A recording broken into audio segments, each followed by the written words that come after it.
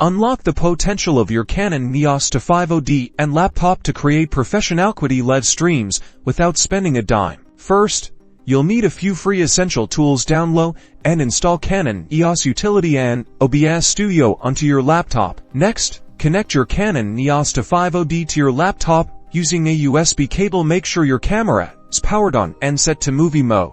Open Canon Eos Utility. You should see an option for live view shooting or similar. Click this to open the live preview from your camera. Now, switch to OBS Studio in the sources box. Click the plus icon and select Window Capture. From the drop-down menu in Window Capture, select the EOS Utility window that's displaying your camera's live feed. This brings your camera's output into OBS. Adjust the size and position of the captured window in OBS to ensure your camera's entire live view fills the preview area. Once your setup looks perfect, go to the Controls section in OBS Studio and click Start Streaming to begin broadcasting your content to your chosen platform. And that's it. You're now live streaming with professional quality. Completely free. Share your content with the world, then start your live streaming journey today.